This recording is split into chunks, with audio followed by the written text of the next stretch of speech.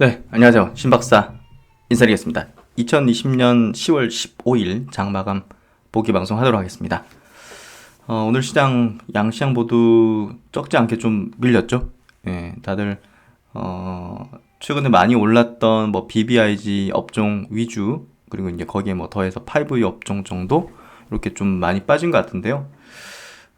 성장주들, 주도주들이 조금 쉬는 어떤 기간 조정, 가격 조정의 어떤 구간을 좀 지나는 것 같아요. 그래서 오늘 뭐 제넥신 같은 경우는 장중에 한 7% 이렇게 빠지기도 했는데요.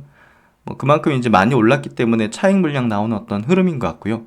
차익 물량이 나온다는 거는 이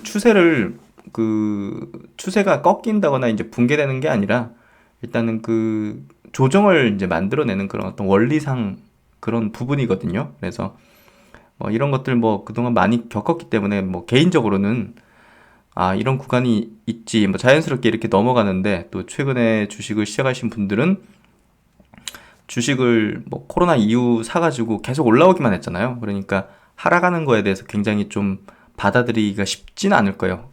예. 자기 잔고에서 막 플러스 5천만 원이 돼 있다가 막 그게 뭐 거의 플러스 1,000만 원 뭐 이런 식으로 돼 있으면 막 4천만 원 까먹은 것 같은 그런 느낌이 굉장히 오면서 좌절감이 들 수 있다는 거 이해해요. 저도 초창기 주식할 때 아마 그랬었으니까. 근데 주식시장은요, 뭐 결국은 계속 갈 수 있는 게 아니라 이렇게 뭐 왔다 갔다 하면서 이 추세가 어느 방향으로 가고 있는가를 확인하는 게 중요해요. 그게 하락 추세로 가고 있는 거라면 당연히 무조건 털어내야 되는 거고, 장기 투자하는 거 아니라면, 예. 그게 아니라 이제 추세 때는 상승 추세, 대세 상승 추세를 이어가고 있는 과정에서 출렁이는 그런 어떤 조정 구간이라는 판단을 하게 되면 뭐 그냥 기다리면 되는 거죠. 예, 그래서 크게 어려울 건 없다고 봐요. 근데 이런 시세에는 뭐 사실 항상 그렇지만 감정이 또 힘들죠. 우리가 이 계좌에 찍히는 그 잔고, 돈은 우리 실생활에 또 쓰는 자금들이기 때문에 결국 우리는, 사람은 또 심리 회계라는 게 따로 있잖아요. 우리가 뭐 재무제표상의 어떤 그런 회계 아닌, 그러니까 손실에 더 민감하게 또 반응하는 그런 경향이기 때문에 아마 다들 어려움이 크셨을 거고, 저 또한 거기에서 벗어날 수는 없죠. 하지만 주식시장의 원리를 이해한다면 지금의 이 파고를 잘 헤쳐나갈 수 있을 거라고 생각합니다. 그래서 오늘 주제로 삼은 건요, 글로벌 코로나 항체 치료제 셀트리온과 함께 경쟁하는 경쟁사들 분석하는 내용들, 정리하는 내용들을 좀 담았고요. 그리고 이제 현재 지수 하락을 현명하게 좀 대처하는 그런 방법, 그런 시장에 대한 얘기, 그런 것들을 한번 짚어드리도록 할게요. 먼저 신장 마감부터 하도록 하겠습니다. 코스피 지수 오늘 0.8% 하락 마감했고요. 코스닥 지수는 좀 더 컸죠. 1.9%, 거의 2% 하락한 채 마감했어요. 그래서 코스피 이제 그래도 양시장 모두 밑꼬리를 그리면서 위로 좀 올라오면서 마감했기 때문에 좀 종가가 저가인 상태로 마감하는 게 굉장히 무서운 거거든요. 그런 부분에서는 그래도 최악은 피했다. 그 정도로 좀 평가할 수 있을 것 같고요. 조정이에요. 이런 구간 조정을 보이는 거고요. 미국 시장이 굉장히 강했기 때문에 이거 돌파하는 거 아니야 하는 생각도 들었지만 역시나 미국하고 같이 안 가네요. 우리나라 시장은. 그렇게 봐야 될 것 같고요. 주식의 원리상 우리 이게 조정의 구간을 만드는 과정에서 미국이 그렇게 치더라도 안 되구나. 그걸 좀 알 수 있는 것 같아요. 원리가 중요하지 대외적인 어떤 변수로 인해서 이 원리 자체가 꺾이진 않는 것 같아요. 그래서 제가 보는 이 원리는 이거 몇 개월 정도는 조정을 만드는 어떤 패턴이거든요. 시장이 최근에 많이 엄청난 수급에 의해서, 개인 수급에 의해서 이제 치달았고 약간 과열권의 어떤 부분을 시키는 차원이 되는 것 같고요. 그리고 개인들, 최근에 끌어올린 어떤 개인들의 어떤 수급이 조금 소진됐죠. 대출도 막히고 그런 것들이. 그리고 이제 대규모 회사들이 상장하면서 시중의 자금들을 거기에 딱 담아두게 됐기 때문에 이 대기 매수세가 그쪽에 일부 가면서 또 이제 소진된 측면도 크고요. 그런 종합적인 부분들이 좀 맞물리면서 펀더멘털 상의 어떤 문제라든지 이 대세 상승 추세상의 어떤 문제가 발생한 게 아니라 최근에 어떤 수급상, 그리고 좀 과열된 어떤 흐름에서 쉬는 셀트리온 그룹주가 뭐 과열됐다 이렇게 보는 게 아니라 전체 시장이죠. 예, 전체 시장이 그러면 뭐 어떤 종목이든 그럴 수밖에 없는 거니까. 그래서 그런 측면으로 좀 봐야 될 것 같고요. 그래서 코스피 오늘 21선 약간 좀 밑을 빼는 형태 이렇게 나왔고요. 코스닥 지수도 61선을 오늘 깼다가 다시 좀 올라오는, 그래도 지지를 받은 채 마감해주는 그런 형태가 된 것 같고요. 아시아 증시도 한번 체크해 볼게요. 어제 이제 나스닥 지수는 0.8% 정도 빠졌고요. 전고점 부근에서 약간 음봉이 나왔죠. 예. 그리고 오늘 지금 현재 마감 완전히 된 건 아닌데요. 중국 지수 약보합 정도, 대만도 뭐 그렇게 많이 빠진 건 아니죠. 0.7%, 홍콩도 한 0.7%, 일본도 0.5% 정도. 그래서 그냥 무난한 조정세를 보이고 있다 정도 해석을 하면 될 것 같아요. 오늘은 뭐 수급상으로도 외국인 수급은 큰 변동 없어요. 오늘 오히려 화학 업종이 1,000억 정도, 뭐 LG화학도 좀 많이 샀고 1,000억 정도 이제 순매수를 했고, 기타 법인 쪽에서 보시면 이 1,797억이 이제 순매도 잡혀 있죠. 서비스업. 이게 이제 오늘 빅히트 엔터테인먼트가 상장하면서 매물이 기타 법인에서 쏟아지면서, 사모펀드랑 기타 법인에서 대규모 쏟아지면서 이렇게 찍힌 걸로 보시면 될 것 같고요. 야, 뭐 거의 한 3천억을 개인이 샀네요. 예, 떨어지는 빅히트 엔터테인먼트를 개인이 왠지 떠하는 느낌인데. 하여튼 뭐 수급은 오늘 뭐 빅히트가 만든 수급이다 보시면 될 것 같아요. 그리고 그 이외에는 큰 변동은 없었던 것 같아요. 코스닥 같은 경우는 기관이 좀 많이 팔았죠. 기관이 지금 계속적으로 차익 매물을 내놓고 있어요. 예. 펀드 환매도 있기도 하겠지만, 연말을 앞두고서 이제 많이 오른 것들을, 예, 차익 수익 실현하는 거, 수익 확정을 하는 거죠. 거기에 따라서 이제 여러 가지 인센티브라든지 결정되고 하기 때문에 결국은 그 기관이 어떤 뭐 펀더멘털 요소가 아니죠. 예. 그래서 저는 이게 대세에 영향을 미치는 수급은 아니라고 봐요. 그래서 너무 걱정하지 않으셔도 될 것 같고요. 그래서 참 이런 것들을 많이 봐왔기 때문에 조금 덤덤한 것 같아요. 오늘 같은 조정에서 이제 BBIG나 이제 성장주 쪽은 한 3% 내외 정도는 대부분 빠졌잖아요. 막 제넥시는 막 6% 빠지기도 했고, 이제 좀 무덤덤해요. 예. 저는 자연스럽다고 생각하니까. 그래서 그런 원리를 같이 이해하면 이런 파고를 어렵지 않게 그냥 넘어갈 수 있을 것 같아요. 어떻게 보면 주식시장과 함께 생활을 해온 입장이라다 보니까 이런 주식시장의 어떤 흐름 자체가 그냥 일상화돼 있다는 생각이 들어요. 그래서 이런 부분은 그 일반적인 겁니다. 예, 뭐 헤드앤숄더다 뭐 이런 뭐 차트 분석가들 분석이 나올 수도 있을 것 같아요. 오늘 끝나고 나서. 근데 제가 볼 때는 요거는 기간 조정의 형태를 보이는 시기다. 그 정도로 저는 해석을 하고요. 오늘 종목단으로 한번 좀 볼게요. 종목단으로 오늘 빅히트 엔터를 한번 먼저 볼게요. 오늘 따상, 그러니까 공모가 2배에다가 상한가 갔었죠. 35만 1,000원. 그래서 10조를 넘었었는데 시총이. 마감은 이제 4.4% 하락으로 마감했고요. 오늘 좀 예견됐었어요. 예. 보유해수가 많이 안 걸려 있었기 때문에 기타 법인으로 1,700억, 사모펀드로 거의 700억, 뭐 투신하고 보험하고 연기금은 순매수가 들어왔는데요.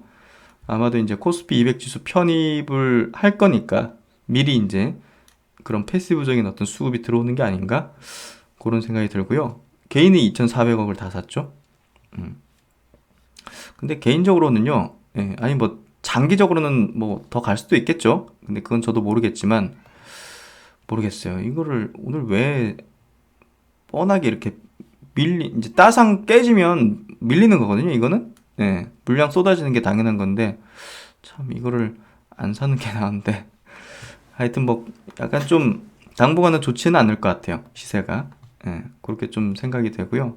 시총은 8조 7천억. 야, 엔터주가 8조 7천억. 일단 플랫폼 형식을 갖고 있기 때문에 하여튼 엔터주랑 좀 차별화돼 있기도 해요. 그래서 향후 좀 지켜볼 텐데 저는 투자하고 싶진 않더라고요. 그렇게 좀 보시면 될 것 같고요. 오늘 삼성전자 1% 정도 빠졌고 하이닉스는 좀 올랐네요. 예, 하이닉스가 최근에 바닥에서, 그러니까 올해 많이 안 오른 것들이 최근에 연말에 좀 오르죠. 일시적인 거예요, 일시적인 거. 예, 수급이 이제 차익 이익 난 거 팔고, 예? 기관들도 바닥에 있는 거 좀 샀다가 이제 좀 올라오면 팔 거예요, 이거. 예, 그래서 그런 관점인 것 같고요. 오늘 네이버 2% 빠지고 삼성바이오가 방어를 잘했죠. 삼성바이오가 뭐 특별한 이슈가 실적 실적 공시 예식 예고군요. 예. 그러니까 특별한 거 없는데 오늘 플러스권을 계속 유지를 하더라고요. JP모건 수급 때문인 것 같은데 하여튼 0.4% 보합 정도 마감됐고요. LG화학이 어제 장 끝나고 이제 주주 환원 정책 배당 10,000원 이상 3년 동안 하겠다. 배당 성향 30% 이상으로 하겠다. 이 발표하면서 오늘 거기에 대한 어떤 긍정적인 수급이 들어온 것 같아요. 외국인도 오늘 900억 정도 순매수했거든요. 14만 주. 개인이 팔았죠. 기관은 조금 팔았고 기관 매도가 좀 일단락된 게 아닌가 하는 생각이 드는데요. 배당 많이 준다 했으니까 주춤했겠죠. 예, 그래서 여기 LG화학 수급이 좀 들어왔고 배당을 준다는 거는 주가의 하단을 받쳐줄 수 있다는 거거든요. 예, 그렇기 때문에 그런 부분에서 긍정적이죠. LG화학 우선주가 제가 은퇴하신 분들, 은퇴 앞두신 분들에게는 추천을 드린 거잖아요. 결국은 4.5% 올랐네요. 역시나 이제 10,000원이면 시가 배당으로 3%가 넘어가기 때문에 사실 성장에 따른 차익과 배당까지 누린다. 제가 볼 땐 더할 나위 없이 좋은 것 같아요. 그래서 외국인들이 보면 LG와 우선주는 56%나 갖고 있어요. 지금 최근에도 계속 사고 있어요. 외국인들이 LG화학 우선주를. 그렇죠. LG화학은 외국인 지분율이 37%예요. 그러니까 이거보다 우선주를 외국인들이 더 선호하고 있죠. 예, 그 이유를 좀 알겠죠? 그냥 딱 묵혀두면 된다 이렇게 보는 것 같아요. 외국인들이. 삼성전자 우선주도 저는 메리트 높다고 생각해요. 그래서 LG화 우선주, 삼성전자 우선주, 삼성 SDI 우선주 요 정도가 제가 볼 땐 메리트 좋아요. 은퇴 분들에게는 굉장히 메리트가 큰 것 같아요. 어쨌든 캐시플로우가 있어야 되잖아요. 사실은 집을 갖고 있으면 계속적으로 세금 나가는 것들, 예? 연금이 그렇게 높은 수준이 아니잖아요. 보통. 그러니까 연금에 조금 더 추가돼야지 사실은 조금 안락한 생활을 할 수 있다는 측면에서 본다면 주식 투자에서도 아니 뭐 이게 나이가 막 60, 70, 80 넘어가는데 단타할 수는 없잖아요. 예. 저는 그게 안 된다고 보거든요. 그렇게 해서도 안 되고 건강에도 안 좋고 그렇기 때문에 캐시플로우가 확보되는 것들. 하지만 성장주. 저는 그쪽으로 좀 추천을 드려요. 무슨 느낌인지 아시겠죠? 그래서 LG화학 우선주, 삼성전자 우선주, 삼성 SDI 우선주는 은퇴자에게 캐시플로우를 만들어주는 혹은 또 자본 차익까지 만들어낼 수 있는 그런 굉장히 좋은 대안이다. 그런 얘기를 드리고요. 뭐 자주 드렸으니까 아마 이미 사신 분들도 꽤 있으실 거로 봅니다. 현대차 1% 정도 빠졌고 셀트론이 2.6%. 셀트론이 변동성이 크긴 해요. 개인 주주의 비율이 높기 때문에 변동이 커요. 확실히. 그런 부분에서 좀 이렇게 좀 장이 안 좋을 때는 좀 아쉽죠. 뭐 특별하게 셀트론 문제 있거나 그런 건 아니죠. 단지 시장에 의해서 밀리는 것 뿐이죠. 카카오가 1.7% 정도 빠졌고요. 삼성 SDI가 한 2% 정도 빠졌네요. 오늘 헬스케어는 그래도 좀 받쳐주더라고요. 플러스를 유지하다가 그래도 막판에 좀 흘러내렸네요. 0.9% 빠졌고요. 시젠이 실적 발표 앞두고서 이거 전고점은 한번 타진 할 것 같은데요. 제가 볼 땐.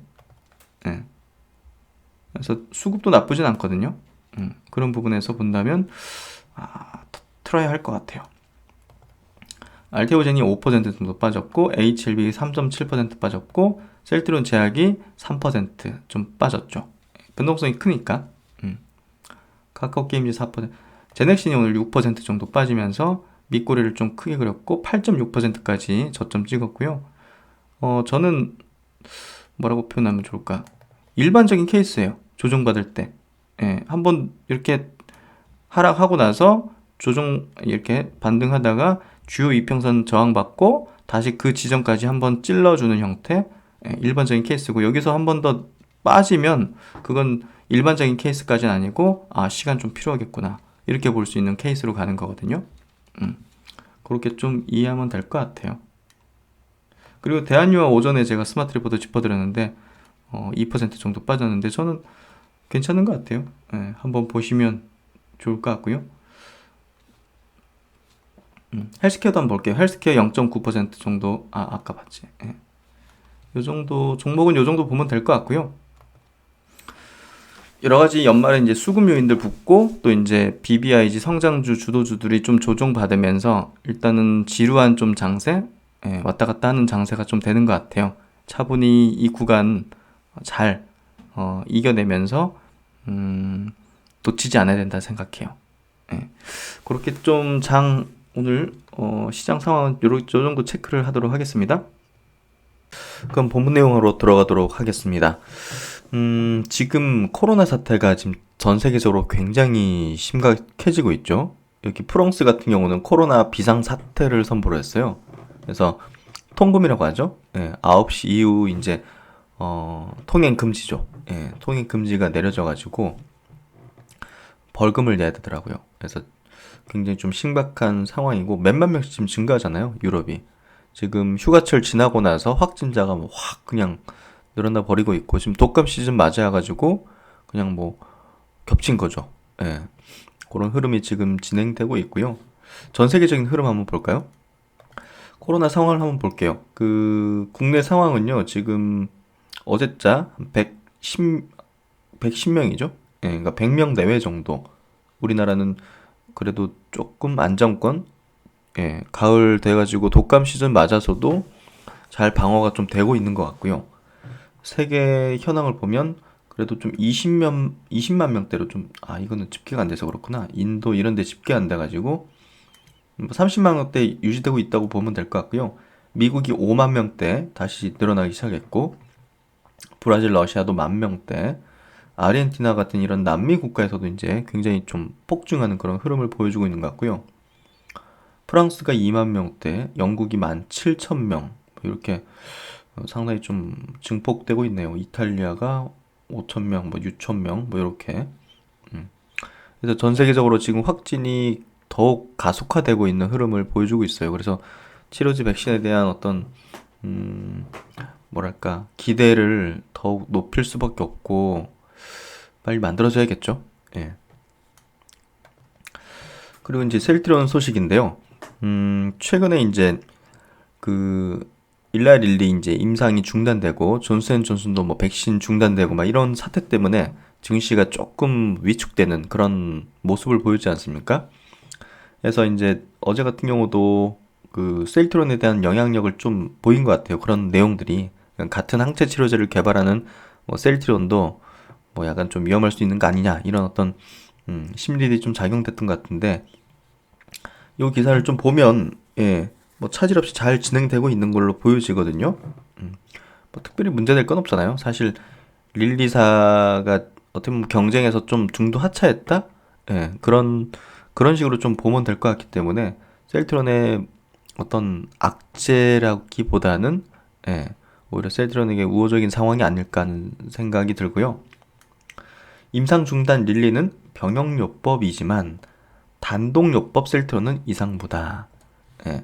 릴리는 그 렘데스비르하고 같이 병용해서 효과를 내는 거를 검증했었어요.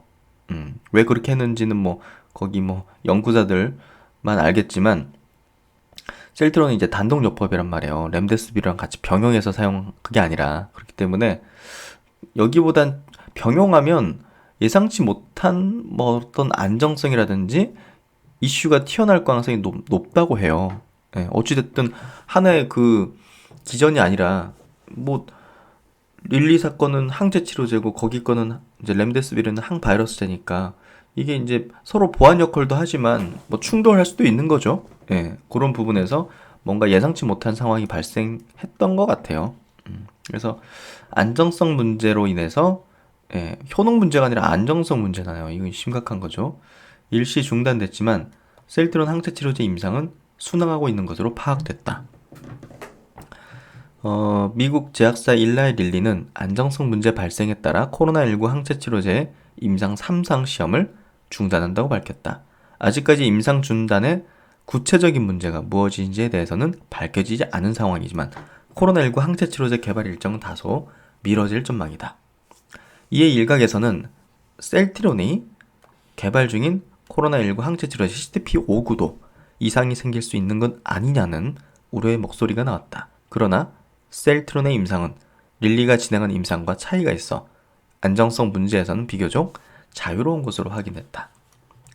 릴리에 따르면 이번에 중단된 임상은 릴리가 개발 중인 단일 클론 항체와 길리어드 사이언스의 렘데스비르 병용요법의 효능을 확인하기 위한 시험이다.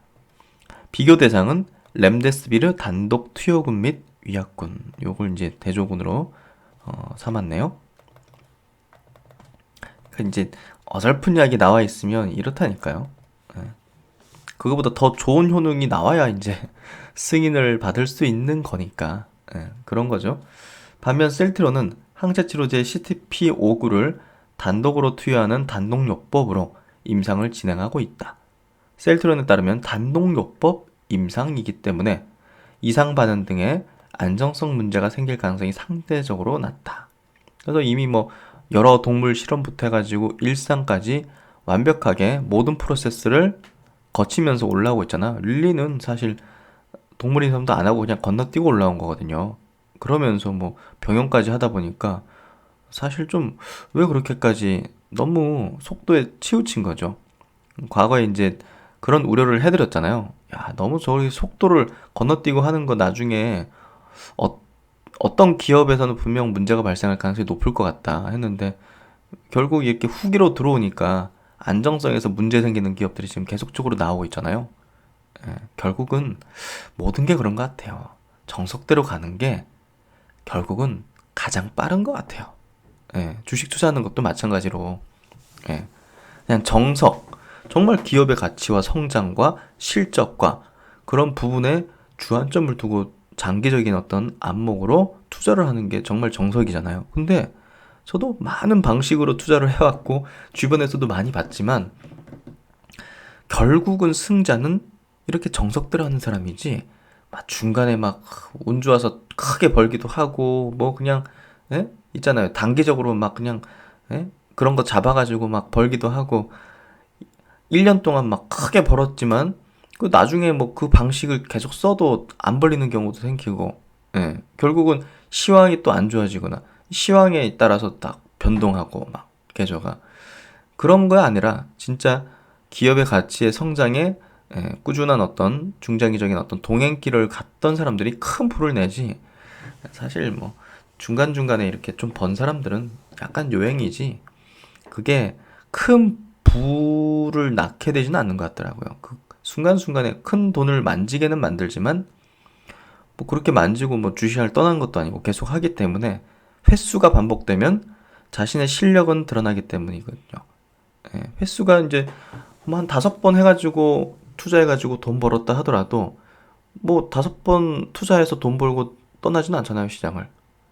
계속 해나가다 보면 50번, 100번 뭐 이렇게 1000번 하다 보면 자신의 실력, 자신의 승률이 딱 드러나기 마련이거든요. 그래서 결국은 정석, 정말 정석이 주식으로 돈을 버는 큰 부를 내는 방식이라는 거에 확신해요. 그런 것 같아요. 이런 바이오 쪽도 마찬가지인 것 같아요. 기사 좀 더 보면요. 셀트론 관계자는 단일 약물을 사용하는 것과 비교해 약물을 섞어 사용하는 경우 안정성 측면에서 다양한 이상이 발생할 가능성이 높다며 셀트론은 단일 항체 치료제를 단독 사용하는 임상을 진행 중이라고 설명했다. 그래서 이미 뭐 국내 임상 1상 결과 안정성은 이미 입증됐고 뭐 2, 3상도 순조롭게 지금 환자 모집을 하고 있죠. 그리고 이제 8일부터는 1000명 대상으로 예방 효과를 내는 그 검증을 임상을 이제 승인받아서 다양한 활용 방법에 대해서 고민하고 있다. 그래서 순조롭게 하고 있다는 얘기를 하는 거예요. 관계자 통해서 이렇게 기사화 된 거잖아요. 그래서 차분히 지금 뭐 시장이 약간 좀 기간 조정 약간 들어가는 모습 같거든요. 결국은 이런 가운데 차분하게 잘 홀딩하고 있으면 되죠. 좀 지루하지만, 예, 지금 구간을 잘 넘기고 버틴 자가 나중에, 예, 또 재상승의 큰 어떤 그 추세를 좀 먹게 되겠죠.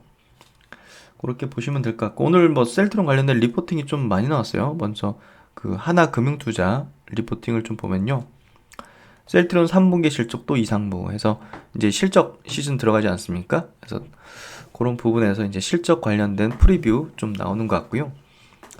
3분기도 고성장 진행 중이다. 셀트론의 3분기 연결 기준 매출액은 전년 대비 약 64% 증가한 4,741억. 영업이익은 전년 대비 90% 증가한 1,964억. 영업이익률이 뭐 장난이 아니죠? 41.4%. 셀트론 헬스케어 쪽으로 이제 공급하는 이제 공급 계약 이제 총 규모를 보면 3분기에 3,705억이에요. 예. 근데 이제 테바 쪽이라 이제 아조비 공급을 했잖아요. 그거 1,156억을 이제 체결했는데 이거 두 개 분기 나눠서 이제 들어가거든요. 그래서 3분기 약 500억 정도 매출로 나올 것 같아요. 대략 요 정도. 그러니까 그런 거 더하고 연결 잡히는 거 셀트론 제약 쪽, 뭐 용역 매출 이런 거 더하면 한 4,700억 정도. 이렇게 잡는 것 같고요. 큰 변동 없지 않을까 싶은데요. 예. 일반 판관비는 코로나19 바이러스 유행으로 각종 행사비 등이 감소하고 해서 비용이 좀 감소해서 OPM이 좀 더 올라갈 가능성이 높을 것 같고요. 비상 경영 체제로 전환되면서 비용을 조절. 2분기와 마찬가지로 3분기에도 전년 대비 감소할 것으로 추정된다. 그러나 3분기 진행했던 코로나19 바이러스 항체 치료제 임상 1상 비용이 반영되면서 경상 연구 개발비는 전년 대비 20%가량 증가할 걸로 예상된다. 근데 지금 임상 2, 3상이 들어가잖아요. 그렇죠? 그렇기 때문에 4분기에 이 임상 비용이 증가가 예상되긴 하지만 신약의 경우는 임상 3상은 자산 처리 가능하거든요. 예. 그래서 비용 부분이 그렇게 크게 증가하는 식으로 찍히지 않을 거다. 그런 얘기를 하는 거고요. 추정하는 거고요.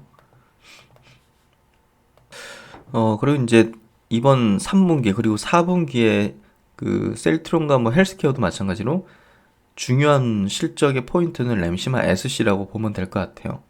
트루시마는 뭐 그럭저럭 잘 되고 있는 거 우리가 확인되고 있고 램시마 SC가 이제 잘 되는 걸 보여줘야 되죠. 예, 그걸 기대 삼아서 주가가 이렇게 형성되고 있는 과정에 있기 때문에 그게 잘 나와줘야 보다 더 이제 밸류를 정당화시켜 줄 수 있는 거예요. 그래서 램시마 SC는 올해 분기별로 평균 약 1,000억씩 지속적으로 공급될 것으로 보인다. 그래서 헬스케어가 이제 램시마 SC 매출이 올라가야 여기서 이제 공급해주겠죠. 일정 부분에 이제 그 재고는 많이 갖고 있어요. 헬스케어가 지금 현재 2019년부터 생산 공급하기 시작한 램시마 SC는 올해 상반기까지 누적으로 4,963억 규모가 셀트론 헬스케어로 공급되었다. 그러나 셀트론 헬스케어가 발표한 램시마 SC의 누적 매출액은 현재 164억이에요.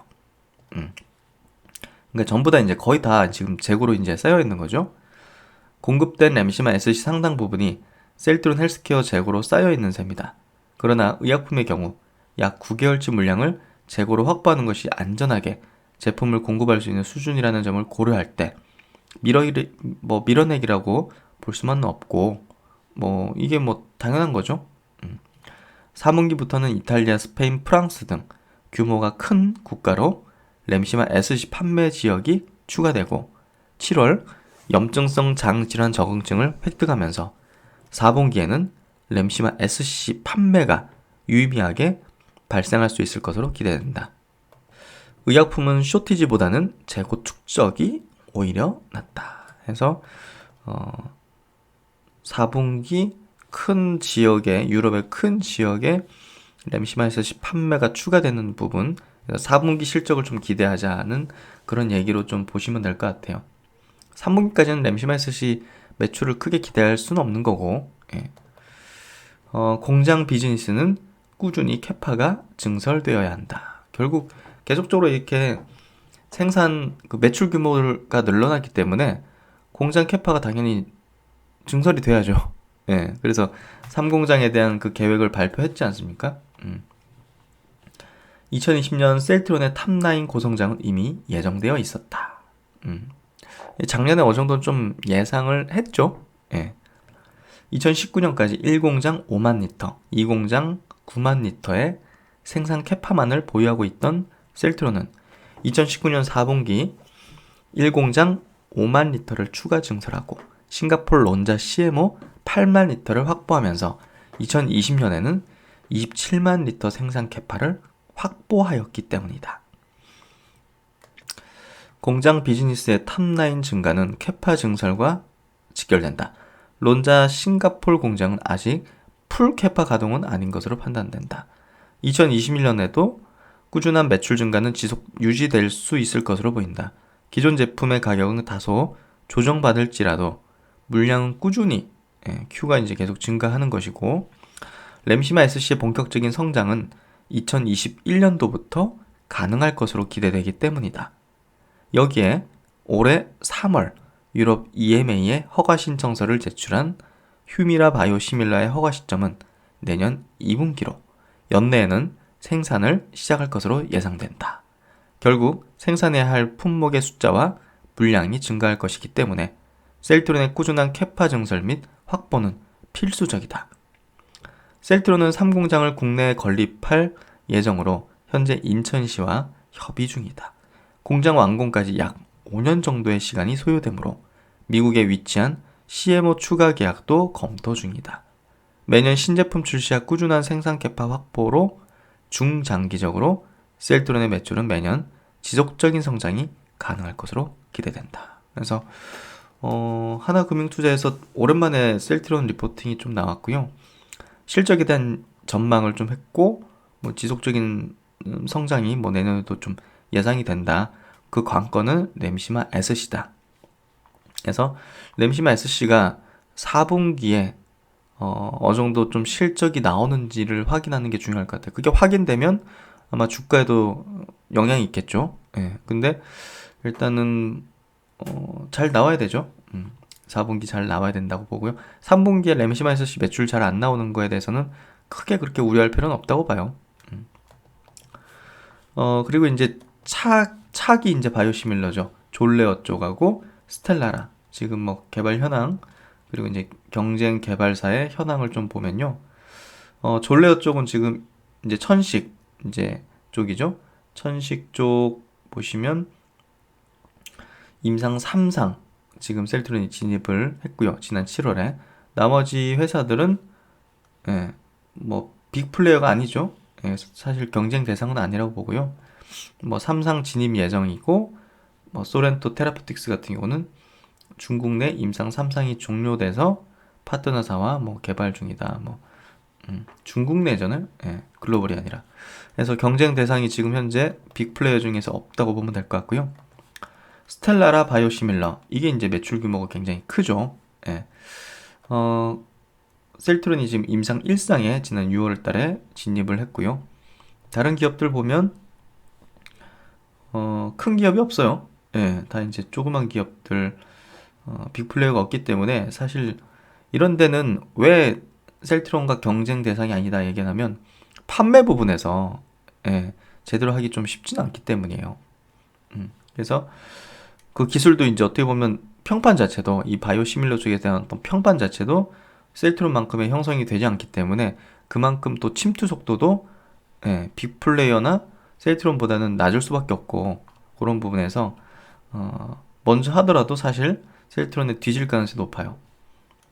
그래서 다른 기업들 보면 3상 여기 진입 예정이다 뭐 이런 회사들도 있는데, 사실 뭐 그렇게 뭐 압도적으로 빠른 쪽은 없는 것 같고요.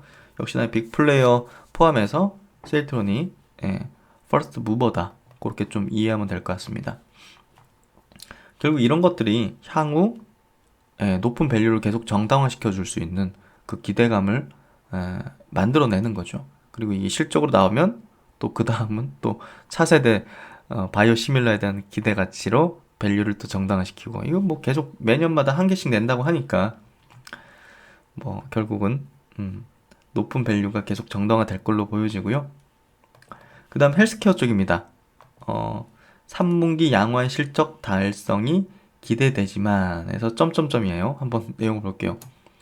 3분기 기대를 저버리지 않는 양호한 실적이다 해서 3분기에도 뭐 실적은 좋을 걸로 예상하는데 2분기에 너무나 서프라이즈였기 때문에 환율 효과도 상당히 좀 높았고, 그래서 이번 2분기에는 그래도 이번 3분기에는 2분기보다는 약간 영업이익 중에서는 좀 떨어질 거다.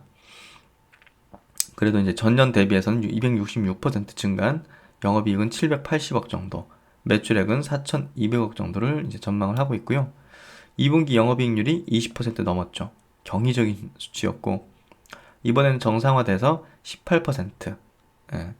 왜냐하면 2분기에는 트룩시마 매출이 전체 매출 대비 굉장히 높았기 때문에 이게 마진이 많이 남는 거거든요. 그래서 특이하게 좀 높았다 보면 될 것 같고요. 3분기 미국향 트룩시마 매출은 1138억 원으로 다른 분기와 비슷한 비중이 될 거다. 그리고 램시마 SC는 3분기보다는 4분기를 기대해야 된다. 이탈리아, 프랑스, 스페인 같은 큰 국가에 4분기 출시하기 때문이죠. 그래서 목표 주가는 한 14만원 제시를 했네요. 지금 가격이 오늘 뭐 지금 8, 9만원 그냥 왔다 갔다 하는 수준이잖아요. 예. 그 다음으로는 그 글로벌 지금 항체 치료제 개발 현황에 대해서 한번 체크를 해보도록 할게요. 잘 정리가 돼 있는 KB 투자증권의 이제 리포팅인데요. 코로나19 중앙항체 치료제 주목할 타이밍이다. 해서 최근에 뭐 트럼프 대통령도 항체 치료제 치료를 받고 이제 완치가 되는 그런 어떤 모습들을 보이면서 전 세계에서 지금 주목을 하고 있는 것 같고요. 백신이 최근에 좀 난항을 겪고 있죠. 예, 안정성 문제로 뭐 임상이 중단되고, 또 초기에는 뭐 공급망 확보가 어렵다, 일부 백신은 막 저온을 요구한다, 유통 과정에서도 보급되는데 시간이 좀 많이 필요할 수밖에 없다, 이런 얘기고요. 뭐 코로나19 백신이 상용화 이후에도 뭐 집단 면역 효과 도출까지는 시간이 많이 소요될 거고, 장기 안정성 미확인에 따른 우려, 공급 부족 문제 등이 예상되면서 상당한 좀 시간이 좀 더 걸릴 수밖에 없다, 그런 얘기를 하는 것 같고요. 그리고 뭐 백신 효능 자체가 나오더라도 크게 높을 거라고 보진 않거든요, 지금 현재. 왜냐하면 인플루엔자 백신 같은 경우 최대로 효능이 나와봤자 지금까지 나온 게 뭐 50% 남짓이기 때문에 그거보다 더 지금 뭐 전파력도 크고, 예, 그런 어떤 그 바이러스라는 측면에서 볼 때는 효능을 50% 넘기도 쉽진 않다, 예, 그런 생각이 좀 들고요. 그런 부분에서 코로나19 치료제 개발이 여전히 굉장히 중요할 거다는 얘기를 하는 거고요. 예, 제가 3개월 전에 얘기했었잖아요. 예, 그래서 그런 식으로 좀 흘러가는 것 같은데요. 치료제가 일단은 제가 볼 때는 내년 상반기까지 중요할 거다. 현재 코로나19 치료 업소는 이제 제한적인데요. 현재 FDA로부터 긴급 사용 승인된 코로나19 치료제는 항바이러스제 렘데스비르, 그리고 이제 혈장 치료제. 이건 녹십자의 그 혈장 치료제랑은 다릅니다. 예. 이거는 그대로 이제 혈장을 쓰는 거고, 그거는 이제 다 이제 계량을 해가지고 이제 쓰는 거고. 그래서 렘데스비르는 중증 코로나19 환자에게 주로 사용되기 때문에 감염 환자의 대부분을 차지하는 경증 환자에서의 사용은 제한적이다. 혈장 치료제는 회복기 혈장을 환자에게 주입하는 수혈요법으로 코로나19 완치자의 혈장 공여가 필요해 대량 공급이 제한적이다. 그러니까 이 두 개 지금 승인된 약은 한계가 너무 뚜렷해요. 그렇기 때문에 추가적인 치료제 개발이 굉장히 필요하고, 다수의 이제 전방위적인 코로나19 환자, 그냥 초기에 이거 그냥 이런 거죠. 백신은 이제 항체를 이제 생성시키게 만드는 거고,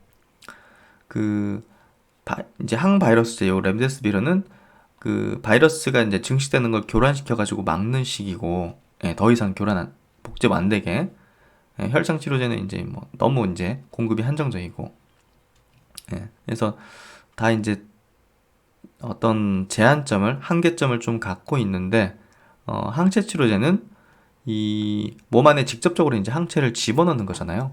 예, 그래서 사실 초기 대다수 그냥 환자에게 쓰여야 되는 그런 약이죠. 그런 부분에서 항체 치료제가 지금 대세가 굳어지고 있고, 뭐 대안이 없는 것 같아요. 그것만이 오히려 이제 예방 효과까지 내면서 진정한 백신이 나올 때까지는 백신의 일부 역할까지 할 수 있는 그런 치료제다. 그렇게 좀 이해를 하면 될 것 같아요. 그래서 이제 코로나19 치료제 개발 현황을 보면 글로벌 현재 전 세계에서 개발 중인 코로나19 치료제는 약 540여 개이며 주로 코로나19 감염에 따른 염증을 개선하거나 코로나19 바이러스에 직접 결합해서 세포 감염을 막는 항체 치료제, 이쪽이 덱타메타손이라든지 항체 치료제 쪽이 활발하다 개발이. 다수의 치료제가 신속한 임상 진행을 통해서 후기 단계에 진입했으며 긴급 사용 승인 제도를 통해 2020년에서 2021년 상용화를 목표로 개발되고 있다. 최근에는 코로나19 중화항체 치료제의 긍정적 임상 결과 발표와 긴급 사용 승인 신청이 이어지면서 관심이 높아지고 있다. 그래서 코로나19 지금 긴급 사용 승인된 약물인데요. 보시면 이제 미국 지역 그리고 그 외의 지역에서도 이제 허가받은 게 렘데스비르. 렘데스비르가 이제 어떻게 보면 글로벌 전 지역에 허가된 유일한 치료제고요. 그리고 혈장 치료제. 미국에서만 이제 허가받은 혈장 치료제가 있습니다. 그리고 미국 외 지역에서 이 러시아의 스푸트니크 V 백신이죠. 여기 이제 러시아에서 승인을 받았죠.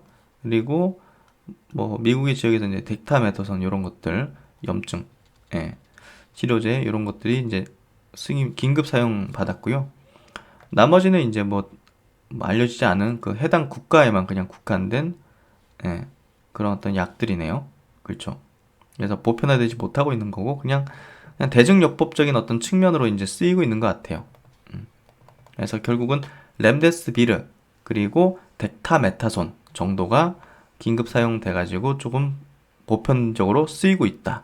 이 정도로 좀 이해하면 될 것 같고 근본적으로 어떻게 해결될 수 있는 그런 치료제들이 아니기 때문에 결국은 뭐가 나와야 된다. 그렇게 좀 보면 될 것 같고요. 그래서 이제 바이러스 이제 치료제에 대한 매출 전망인데요. 타미플루하고 좀 비교를 많이 하죠. 뭐 비교 대상이 그거밖에 없으니까. 이렇게 진하게 칠해져 있는 이 부분이 이제 타미플루인데요. 기존에 이제 신종플루 치료제로 이제 된 것들.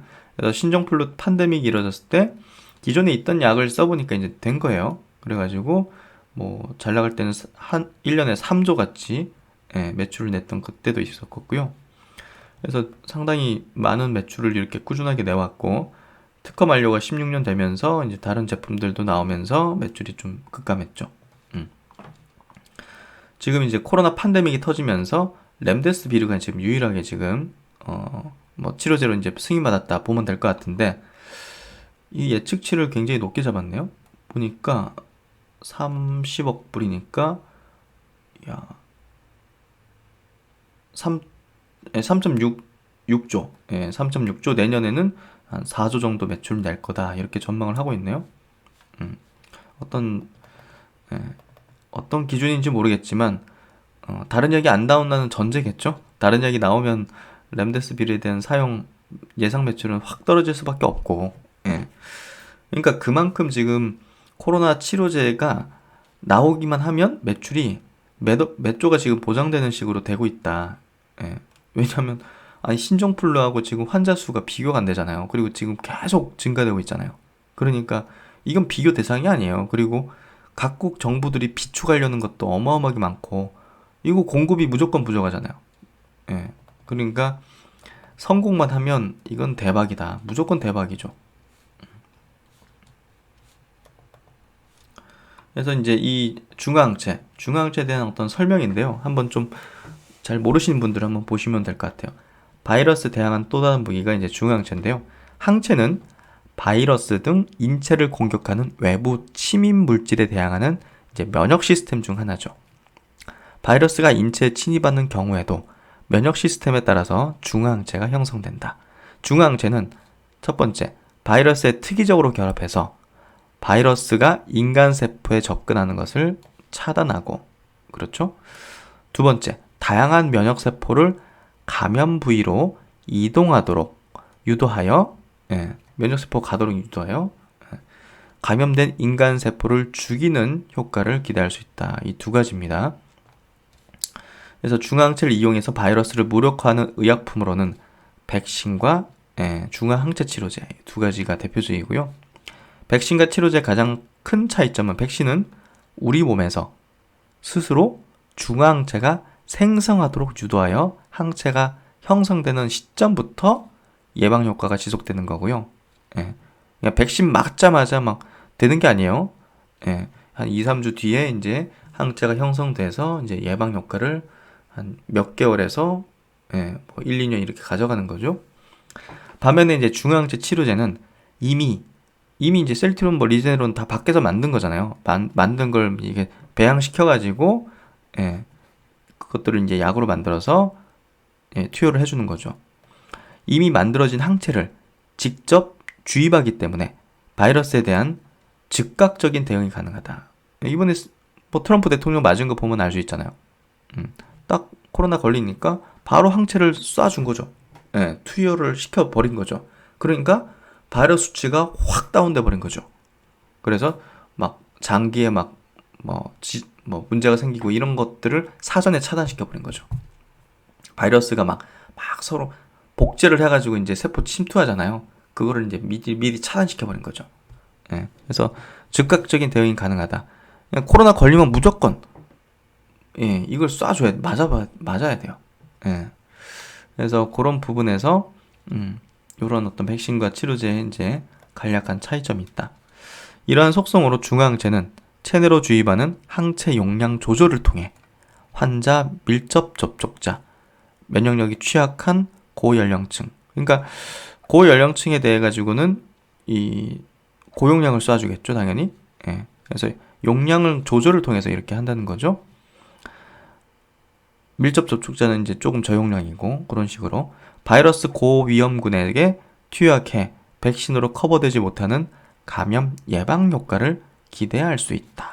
그렇죠? 그래서 당연히 이제 그 예방 효과도 낼 수 있는 거죠. 백신을 그 항체를 이제 넣어주기 때문에.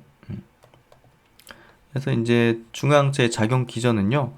이제 우리 사람 세포 그리고 이제 바이러스에 이런 돌기가 있잖아요. 그리고 이제 이 수용체, 우리 세포에 있는 수용체에 딱 붙어가지고 침투를 하는 거잖아요. 이 바이러스가. 그렇죠. 근데 중화항체가 이렇게 넣어줘가지고 중화항체가 이 바이러스 돌기랑 딱 결합해가지고 무력화시키는 이게 이제 이 원리잖아요. 중화항체의 원리. 이해되시죠? 간략한 도식. 그래서 정리를 해보면 백신과 중화항체 비교. 백신이 이제 항원, 중화항체는 항체. 백신은 능동 면역 이제 만들어주는 거 안에 들어가서 자체적으로 이제 생성시켜주는 거니까 이거는 이제 밖에서 항체를 만든 거를 넣어주는 거니까 이제 패시브적인 어떤 이뮤니티다, 수동 면역이다.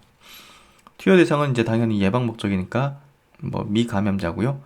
중화항체는 당연히 감염 환자가 치료 목적, 감염 환자가 이제 주 목적이고 미감염자, 밀접 접촉자도 예방 목적으로 이제 좀 활용할 수 있다. 그래서 뭐 둘 다 이제 기대 효과는 이제 중화항체 형성을 통해서 바이러스를 이제 무력화하는 거고요. 지속과 기간은 중화항체 형성이 백신은 2, 3주 정도 소요가 되고 이후에 효과가 좀 지속되는 걸 기대를 하는데 사실 오래 가지 않는 걸로 좀 알려지고 있죠. 그리고 이제 중화항체 같은 경우는 중화항체 주입 시 즉각적인 효과가 이제 발생해서 한 수개월 정도 효과가 지속되는 거를 좀 기대를 하고 있고요.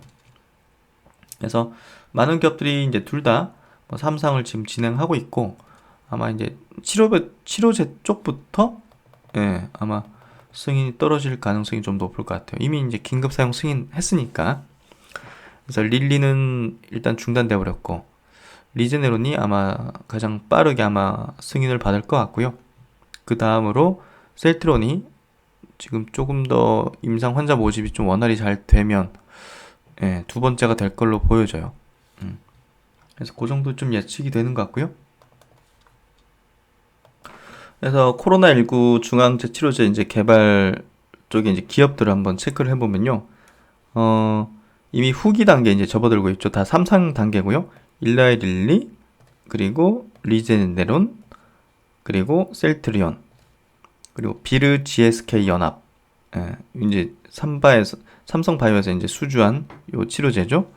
요 4개 기업이 아스트라제네카가 빠졌네요. 예, 아스트라제네카도 이제 3상 진입을 했죠. 이 리포팅에서 좀 짚어내지 못했네. 하여튼 삼성 진입했기 때문에 5개 업체로 보면 될 것 같고요. 제가 볼 때는 릴리는 탈락한 것 좀 같고요. 리즈네론 쪽, 아스트라제네카도 이게 또 건너뛰는 임상들이 좀 있기 때문에 사실 저는 리즈네론하고 셀트리온 정도가 앞서 있고 경쟁 구도를 형성할 거라고 좀 보여져요. 그래서 요 2개 기업을 좀 중점적으로 보는 게 필요할 것 같고요. 그래서 이렇게 정리된 자료입니다. 개발 단계 보면 리제네론이 임상 3상 그리고 FDA 긴급 사용 승인 신청을 완료했죠. 릴리도 이제 신청 완료했지만 지금 문제가 좀 발생했고, 셀트론 2, 3상 들어갔고, 비르 GSK 2, 3상 들어갔고, 아스트라제네카도 이제 3상을 들어갔죠. 1상이라고 표현되는데 2상 건너뛰고 바로 3상이에요. 그래서 뭐 생산 계획을 좀 중요하게 봐야 될 것 같은데, 일단 그 리제네론 같은 경우는 자체 생산 5만 도주 정도 확보했고 향후 한 30만 도주를 확보 가능하다. 그리고 이제 글로벌 생산 파트너가 이제 로슈죠. 로슈를 통해서 공급 물량의 한 3.5배를 확대할 예정이다. 10월 8일 발표한 내용을 가지고 얘기한 것 같네요. 그래서 한 100만 명분을 이제 확보하겠다. 100만 투여분을 확보하겠다. 그런 발표를 했었고, 릴리사 같은 경우가 조금 생산이 좀 불확실했죠. 그래서 뭐 후지필름이라든지 뭐 이런 기업을 통해 가지고 공급 물량을 확대할 예정이었다.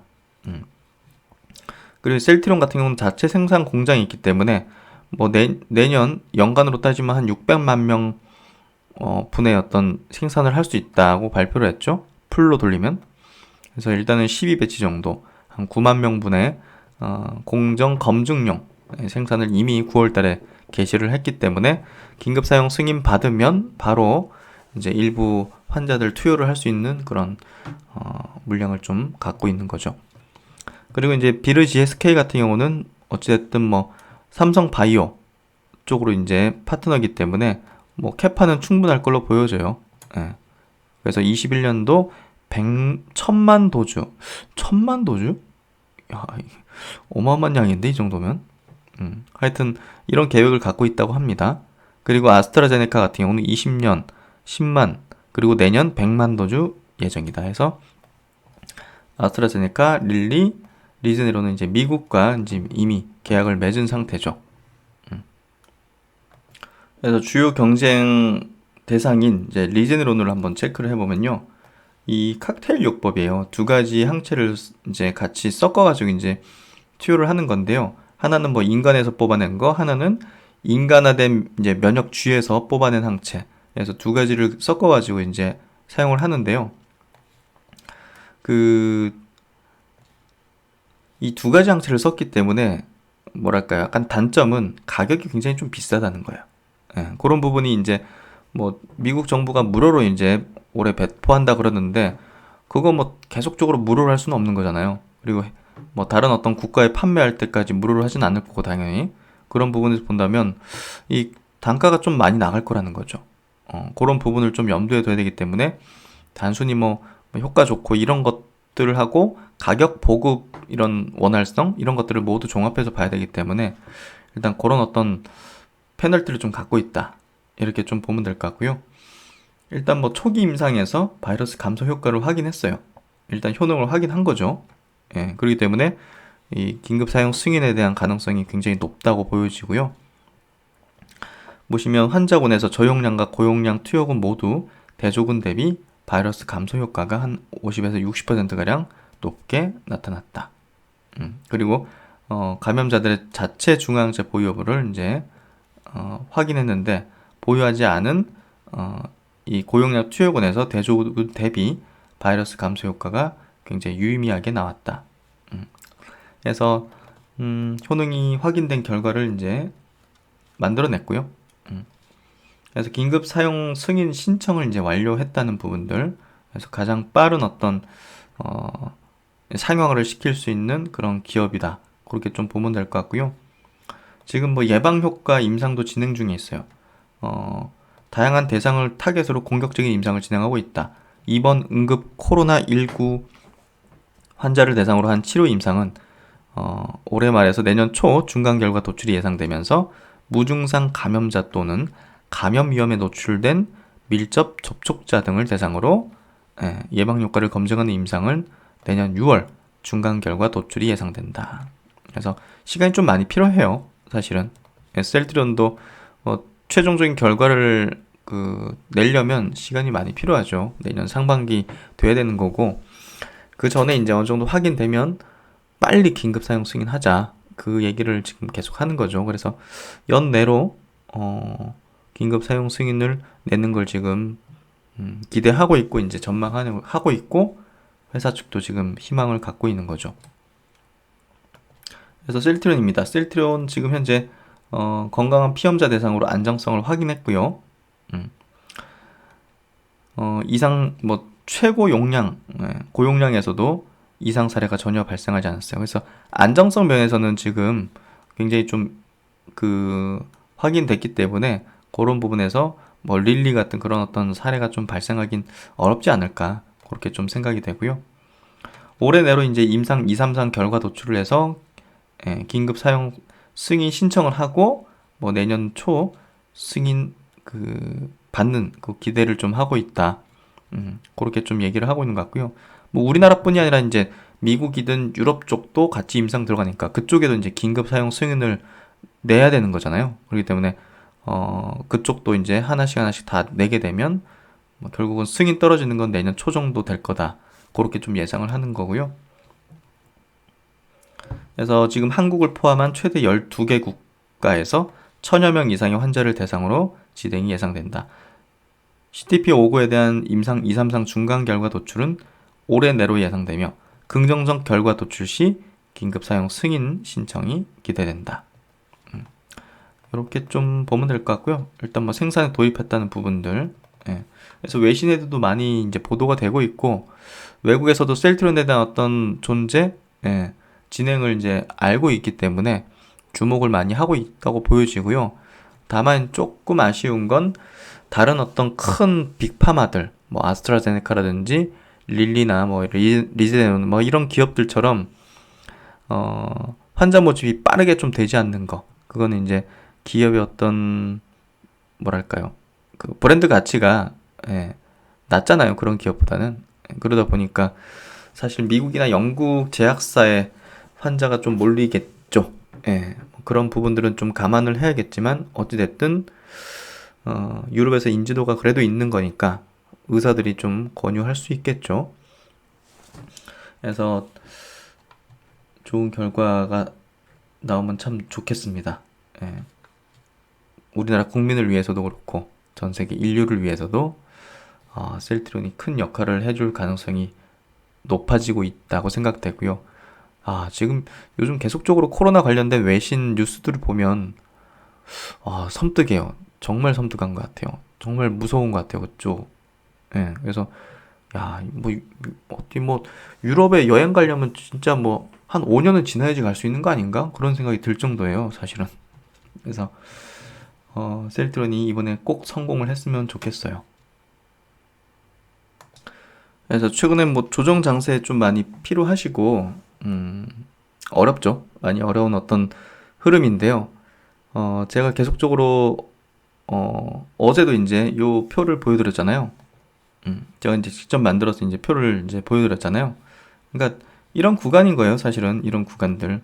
지금 대세 상승장이라는 이 파란색의 어떤 추세로 가는 어떤 흐름 속에서 이런 구간을 만난 거거든요. 이런 구간을 잘 버티고 이겨내기 위해서는 가지고 있는 종목에 대한 학습이 그 누구보다 잘 되어 있어야 된다 생각하고요. 그런 확신을 가진 자들이 그동안 주식시장에서 승자가 되어 왔지. 항상 뭐 시세 변동에 따라서 오늘은 이랬고 전날은 또 감정이 저렇고 이렇게 변동하는 자들은 계속 이제 그 시장의 어떤 루저가 되어 왔죠. 그거는 불변적인 사실이고, 그런 부분에서 저는 요 중장기의 어떤 추세를 취해서 복리의 수익을 누리기 위한 어떤 전략을 계속 고수하면서 해나가고 있다. 하지만 뭐 대부분의 투자들은 90% 정도의 투자들은 대부분 이런 걸 먹기 위해서 이제 주식을 하기 때문에 이런 구간에서 이제 많이 어려운 상황에 직면하거나 물량을 이제 털리게 되는 상황을 맞이하죠. 그리고 이제 그걸 막 확풀이를 하죠, 막 어디 가서든. 예. 그래서 그런 상황을 뭐 그동안 뭐 계속 봐왔기 때문에 뭐 저는 확실하게 얘기를 드릴 수 있습니다. 경험한 만큼 아는 만큼 보이는 거잖아요. 예. 그래서 주변의 목소리나 이렇게 그걸 왜 들고 있냐 뭐 이런 얘기를 하는 사람도 있을 수 있잖아요, 주변에. 그렇죠. 하지만 결국은 나중에 승자는 판가름 되고요. 지금은 뭐 떨어진다, 뭐 팔아야 된다는 사람 목소리에 힘이 들어가는 시기예요. 예. 근데 그 사람들이 나중에 돈을 벌었다는 소리는 듣지 못할 겁니다. 그거는 그동안 여러 계속적인 주식시장에서 사이클을 경험하면서 알게 된 사실이에요.